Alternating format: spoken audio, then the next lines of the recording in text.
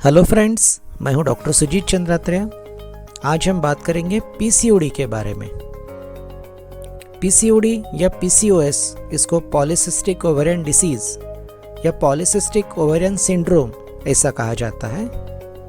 और आजकल इस बीमारी का परसेंटेज इंसिडेंस काफ़ी बढ़ रहा है। ज़्यादातर लड़कियों में इरेगुलर पीरियड्स होना, वेट बढ़ जाना, कुछ चेहरे पर बॉडी पर ज़्यादा बाल आना, स्किन थोड़ी थिक हो जाना जिसको अकैंथोसिस नाइग्रिकैंस बोलते हैं, ऐसे कुछ सिम्टम्स आते हैं। कई बार इस बीमारी के बारे में ज़्यादातर पेशेंट्स को पता नहीं होता है और पेशेंट्स, उनके पेरेंट्स कई बार इस डॉक्टर से उस डॉक्टर तक जाते रहते हैं और कई बार ट्रीटमेंट स्पेशलिस्ट के पास ना होने के कारण टेम्परेरी हार्मोन की गोलियां कुछ दिन देने के बाद वो बीमारी थोड़ी सप्रेस तो हो जाती है, उसके सिम्टम्स थोड़े से दब जाते हैं, लेकिन जैसे हम ट्रीटमेंट बंद करते हैं तो पीरियड का प्रॉब्लम वैसा का वैसा वापस आ सकता है। तो देखते हैं दोस्तों कि पीसीओडी का प्रेजेंटेशन क्या होता है। 60% पीसीओडी के पेशेंट्स यूजुअली ओबेज होते हैं या ओवरवेट होते हैं। अराउंड 20 to 30% पेशेंट्स एकदम नॉर्मल वेट के होते हैं और थोड़े से पेशेंट्स अंडर वेट भी हो सकते हैं। ऐसा ज़रूरी नहीं कि पीसीओडी हो तो वजन हमेशा ज़्यादा ही होना चाहिए।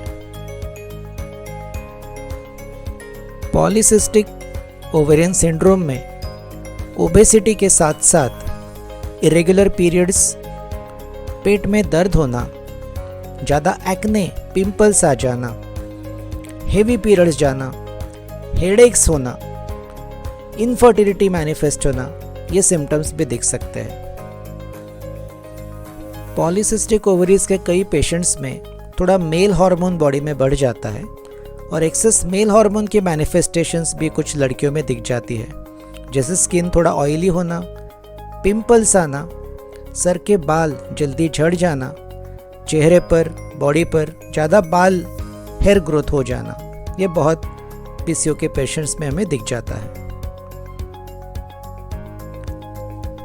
नकल्स के ऊपर, गर्दन के पीछे स्किन थोड़ी थिक हो जाना, थोड़ी डार्क हो जाना, ये भी पॉलीसिस्टिक ओवरीज का एक सिम्टम है। ये डार्कनिंग ऑफ स्किन को अकैंथोसिस नाइग्रिकैंस ऐसा बोलते हैं और वो इंसुलिन रेजिस्टेंस नाम के कंडीशन का सिम्टम होता है। एक्सिला में भी अकैंथोसिस नाइग्रिकैंस काफ़ी प्रोमिनेंटली दिख सकता है। और ना सिर्फ पॉलीसिस्टिक ओवरीज में अकैंथोसिस दिखता है, लेकिन कई ओबेसिटी के पेशेंट्स में, प्री डायबिटिक पेशेंट्स में, जिनके फैमिली में कई लोगों को डायबिटीज़ है, ऐसे पेशेंट्स में अकैंथोसिस नाइग्रिकैंस हमें दिख जाता है। हमने पहले भी जैसे बात की तो कुछ लड़कियों में पॉलीसिस्टिक ओवरीज से थोड़ा मेल हार्मोन बनता है, उनकी स्किन थोड़ी ऑयली हो जाती है।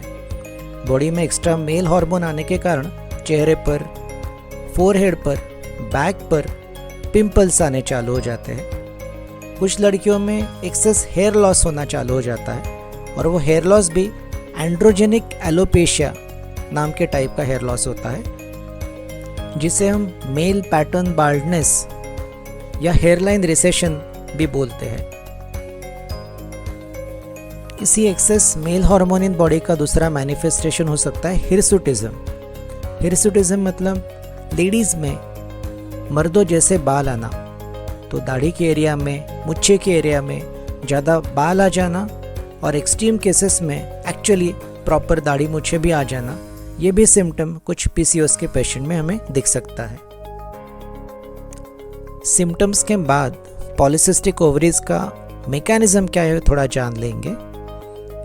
यूट्रस के बाजू में 2 ओवरीज होती है और हर एक मेंस्ट्रुअल साइकिल में एक फॉलिकल एक ओवरी में बन के पूरा 20 मिलीमीटर तक मैच्योर होता है, रप्चर होता है और उससे बाद में पीरियड्स आ जाते हैं। पॉलीसिस्टिक ओवरीज में इंसुलिन रेजिस्टेंस, बाकी हार्मोन की इम्बैलेंस या कुछ सेंट्रल मैकेनिज्म्स के कारण एक अकेला फॉलिकल ओवरी में नहीं बनता है, बल्कि उसके बदले में दोनों ओवरीज में कई सारे फॉलिकल्स रिक्रूट होते हैं। बॉडी में से कई हार्मोन्स का रेशो इसमें थोड़ा अल्टर हो जाता है, जिसके कारण हमारी फिजियोलॉजी काफ़ी बदल जाती है। कई बार कोई भी फॉलिकल मैच्योरेशन और ओव्यूलेशन के स्टेज पे ना जाने से इनफर्टिलिटी मैनिफेस्ट हो सकती है और कई पीसीओ के पेशेंट्स इनफर्टिलिटी का पहला कंप्लेंट लेके भी कई बार आ सकते हैं। ऑफ कोर्स ये जो सिम्टम अभी हम डिस्क्राइब कर रहे हैं ये टिपिकल पीसीओ के पेशेंट्स में, हर पेशेंट्स में हो ऐसा कोई ज़रूरी नहीं है। कई बार प्रेजेंटेशंस वेरिड होती है, एटिपिकल प्रेजेंटेशंस हो सकते हैं और कई सारी बाकी डिसऑर्डर्स जिसमें हार्मोन का इम्बैलेंस हो सकता है हमें रूल आउट करनी पड़ती है। बिना उसका हम पीसीओ का डायग्नोसिस कंफर्म नहीं मानते हैं। तो दोस्तों क्या कारण है पीसीओ होने का? इसमें दोनों कारण है। एक तो जेनेटिक कारण होता है जिसमें पेशेंट्स को कई बार family history of diabetes, blood pressure, obesity, high cholesterol, heart disease वगैरह कुछ हो सकता है। और कई बार ये एक्वायर्ड होता है, जैसे हमारी लाइफस्टाइल के कारण यह जेनेटिक फैक्टर्स को या फिर बाकी चीज़ों को हम थोड़ा बढ़ावा देते हैं। पीसीओ के करेक्ट डायग्नोसिस के लिए हमें कुछ लैबोरेटरी टेस्ट भी करना बहुत ज़रूरी हो जाता है। एक तो हम हार्मोन्स की लेवल्स देख लेते हैं, उसका एक्सटेंट ट्रबल का हम उससे जज कर सकते हैं। बहुत अगर माइल्ड केसेस हो तो हार्मोन का बहुत कम इम्बैलेंस होता है और ट्रीटमेंट भी थोड़ी माइल्ड काफ़ी हो जाती है। कई बार ऐसा होता है कि कुछ और डिसऑर्डर्स हार्मोन का इम्बैलेंस कॉज कर रही हो और हमने गलती से उसको पीसीओ मान के बहुत सिंप्लीफाइड ट्रीटमेंट कर दिया। बहुत रेयरली ओवरीज के कैंसर्स या फिर प्रोलैक्टिनोमा जैसे डिसऑर्डर्स भी पीसीओ जैसे ही मैनिफेस्ट होते हैं और हमें किसी भी कीमत पे वो डायग्नोसिस मिस करना अलाउड नहीं होता है। यह ज़रूरी नहीं है कि हमेशा अल्ट्रासाउंड पे ओवरीज में हमें पीसीओ अपीयरेंस मिलेगा या स्ट्रिंग ऑफ पर्ल अपीयरेंस मिलेगा, लेकिन अगर वैसा अपीयरेंस हमें सोनोग्राफी पे दिख जाता है तो डायग्नोसिस को कंफर्म कर देता है। सोनोग्राफी का और एक फ़ायदा है कि कोई और एसोसिएटेड बीमारी अगर पीसीओ के साथ है या सिर्फ कोई और बीमारी पीसीओ जैसा मैनिफेस्ट कर रही है तो हमें पूरी तरह से उसके बारे में पता चल जाता है।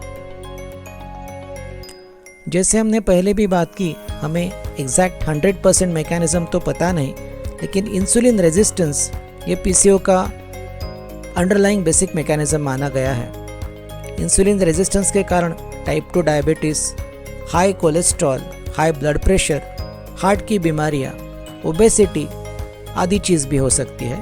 तो पीसीओ के पेशेंट्स को इन बीमारियों को ज़्यादा प्रीडिस्पोजिशन होने के चांसेस होते हैं, तो बाकी बीमारियों का को एसोसिएशन भी देखना हमें बहुत ज़रूरी हो जाता है। ज़्यादातर पीसीओ पेशेंट्स में हम कुछ कॉमन फैक्टर ऑब्जर्व करते हैं। हमने गए 25 साल में अराउंड 20,000 पीसीओ के पेशेंट्स के ऊपर ट्रीटमेंट किया है। आउटसाइड फूड खाना, जंक फूड खाना, बाहर होटलिंग करना, हेल्दी डाइटरी हैबिट्स ना होना, ये ऑलमोस्ट 90% पीसीओ में हमें दिख ही जाता है। कई बार पेशेंट्स उसको ठीक से मानते नहीं हैं, लेकिन अगर गौर से हमने प्रॉपर हिस्ट्री लिया तो फूड में इरेगुलरिटी, ख़राब आदतें, जंक फूड खाना, हाई फैटी चीज़ें खाना, कोल्ड ड्रिंक पीना, ज़्यादा कैलोरिक फूड लेना, ये बहुत ही कॉमन प्रीडिस्पोजिंग फैक्टर में पीसीओ में दिख जाता है। और ऐसा ज़रूरी नहीं कि जो ओबेस पीसीओ हो उनमें ही ऐसे डाइटरी हैबिट्स दिख जाते हैं। जो लीन पीसीओडी होते हैं या जिनका वजन ठीक ठाक होता है, उन पेशेंट्स में भी ऐसे पदार्थ खाने से वजन नॉर्मल होने के बावजूद इंसुलिन रेजिस्टेंस की मात्रा बढ़ जाती है और पीसीओ का मैनिफेस्टेशंस और ख़राब हो जाते हैं। पीसीओ के पेशेंट्स अगर ज़्यादा फैटी फूड खाते हैं तो ना सिर्फ पीसीओ की सीवियरिटी बढ़ जाती है, लेकिन हमने जो एसोसिएटेड डिसऑर्डर्स पीसीओ के साथ डिस्कस किए थे उनकी भी सीवियरिटी और बढ़ जाती है। तो फैटी फूड्स अवॉइड करना पीसीओ के लिए बहुत ही ज़रूरी है। ऐसा कहते हैं कि खाना और एक्सरसाइज ओबेसिटी के प्रीडिस्पोजिशन में बहुत इंपॉर्टेंट 2 फैक्टर्स है, लेकिन ओबेसिटी में और कई सारे अंडरलाइंग फैक्टर्स हो सकते हैं, जिसमें mental factors, depression, lack of interest, stress और बाकी लाइफस्टाइल फैक्टर्स भी हो सकते हैं। जो भी फैक्टर्स ओबेसिटी कॉज करते हैं वो पीसीओडी भी कॉज कर सकते हैं। एक्सरसाइज करना बहुत इम्पॉर्टेंट है और आजकल हम अपनी लाइफस्टाइल ऐसी बना ली है जिसमें एक्सरसाइज को ज़्यादा हम स्कोप नहीं देते हैं। ऐसा प्रॉपरली देखा गया है कि जो लड़कियां एक्सरसाइज नहीं करती है उनमें पीसीओ का खतरा 3 गुना ज़्यादा होता है। एक्सरसाइज करना बहुत अच्छा है और वो सबने करना ही चाहिए, लेकिन पीसीओ के पेशेंट्स के लिए वो तो दवा माना जाता है। बिना एक्सरसाइज का कुछ भी हम ट्रीटमेंट दें तो यूजुअली पीसीओ के पेशेंट्स ठीक नहीं होते हैं। पीसीओ का ट्रीटमेंट ठीक से करना बहुत ज़रूरी होता है। पीसीओ का ट्रीटमेंट हम घर में नहीं कर सकते हैं, उसे उसका स्पेशलिस्ट ही चाहिए। टेक्निकली ये हार्मोन का डिसऑर्डर है और हार्मोन के स्पेशलिस्ट होते हैं एंडोक्राइनोलॉजिस्ट।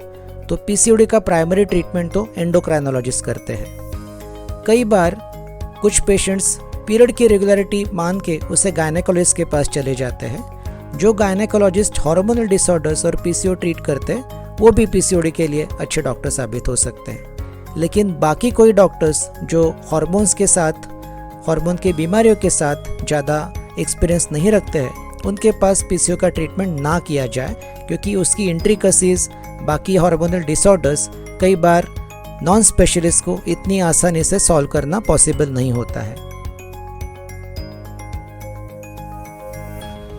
तो क्या होता है पीसीओ का ट्रीटमेंट? सबसे पहली बात है कि अराउंड 10% बॉडी वेट अगर ओबेस पीसीओ लॉस करती है तो कई सारे पेशेंट्स में बहुत अच्छा इंप्रूवमेंट मिल जाता है। जैसे हमने बोला कि एक्सरसाइज इसमें दवा की रूप से काम करती है। अगर पीरियड बहुत डिले होते हैं तो हम टेम्परेरीली 5 या 10 दिन का प्रोजेस्टेरॉन का कोर्स देते हैं, जिससे पीरियड टेम्परेरीली आ जाए। ऑफकोर्स ये शॉर्ट लास्टिंग तरीका है और ये पीसीओ का कंप्लीट ट्रीटमेंट ऑफकोर्स नहीं माना जाता है। कुछ पीसीओ के पेशेंट्स में 21 डेज का ओरल कॉन्ट्रासेप्टिव पिल्स का कोर्स दिया जाता है, जिसे हम आशा करते हैं कि कुछ महीनों के बाद वो सिस्ट सारी एब्सॉर्ब हो जाए और जब ये कोर्स ख़त्म हो जाएगा तब तक अगर अच्छी लाइफस्टाइल पेशेंट ने रखी है तो कई सारे पेशेंट्स का पीरियड ओव्यूलेटरी और नॉर्मल होना पॉसिबल हो जाता है। ऑफकोर्स कई पेशेंट्स में जैसे ओसेपिल का प्रभाव ख़त्म हो जाता है, उसका ट्रीटमेंट ख़त्म हो जाता है, तो वो वापस इरेगुलर पीरियड को या पूरे पीसीओ प्रोफाइल को वापस चले जाते हैं। जैसे हमने बोला था कि पीसीओ का बेसिक मैकेनिज्म इंसुलिन रेजिस्टेंस हो सकता है, तो इंसुलिन सेंसिटाइज़र या जो गोली इंसुलिन रेजिस्टेंस को कम करे वो मेटफॉर्मिन भी हम पीसीओ में अच्छी तरह से यूज़ कर सकते हैं। मेटफॉर्मिन का गोली टाइप 2 डायबिटीज़ में और कुछ ओबेसिटी के पेशेंट्स में भी यूज़ होता है और पीसीओ में भी वो काफ़ी अच्छा साबित हो सकता है। आजकल इनोसिटॉल, कायरो इनोसिटॉल वगैरह मेडिसिन पे भी काफ़ी रिसर्च चल रहा है और उनका भी रिजल्ट काफ़ी अच्छे तरह से हमें मिल जाता है। जिन लड़कियों में हेयर लॉस होता है और जिन लड़कियों में हिरसुटिज्म है उन्हें हम मेल हार्मोन ब्लॉक करने की फिनास्टेराइड, स्पाइरोनोलैक्टोन वगैरह टाइप की गोलियां देते हैं, जिससे सर्कुलेटिंग मेल हार्मोन के लेवल बॉडी से कम हो जाए, जिससे सिम्टम्स में काफ़ी आराम पड़ जाता है। जिन पेशेंट्स में अबॉर्शंस पीसीओ के कारण ज़्यादा होते हो या जिनको इनफर्टिलिटी होती हो, इनको फर्टिलिटी इंडक्शन के लिए हम कुछ और एजेंट्स दे सकते हैं, जिससे प्रेगनेंसी रिटेंशन और प्रेगनेंसी कंप्लीशन का रेट अच्छी तरह से बढ़ जाए। जो पीसीओ पेशेंट्स प्रेग्नेंट होते हैं उनको प्रेगनेंसी के दौरान डायबिटीज़ होना, जिसको जेस्टेशनल डायबिटीज़ मेलिटस बोलते हैं, या फिर बीपी बढ़ना, स्वेलिंग आ जाना, यूरिन में प्रोटीन लीक होना या एक्लैम्प्शिया होना, इसके चांसेस थोड़े से ज़्यादा हो सकते हैं। अगर हमने कोई ट्रीटमेंट नहीं किया तो एक्सेस लेवल ऑफ ईस्ट्रोजन के कारण आगे जाके लाइफ में यूट्राइन या ब्रेस्ट कैंसर का चांस पीसीओ के पेशेंट में थोड़ा सा बढ़ जाता है, इसलिए यह बीमारी को लाइटली नहीं लेना चाहिए। कई पेशेंट्स पीरियड रेगुलर हो गए या प्रेगनेंसी ठहर गई तो पीसीओ की ट्रीटमेंट को पूरी तरह से भूल जाते हैं। लेकिन जैसे हमने बोला, पीसीओ में diabetes, blood pressure, heart disease, high cholesterol आदि कॉम्प्लिकेशंस अगले लाइफ में हो सकता है। तो अगर पीसीओ का ट्रीटमेंट हमने पूरी तरह से कंप्लीट नहीं किया तो ये बीमारियां हमें बाद में जाके पकड़ सकती है। तो दोस्तों, आज हमने पीसीओ के बारे में ज़रा बात की। आपको हमारा वीडियो कैसा लगा ये ज़रूर हमें कमेंट सेक्शन में लिख के बता दीजिए। और हाँ, लाइक, शेयर और सब्सक्राइब करना कृपया ना भूलिए। धन्यवाद।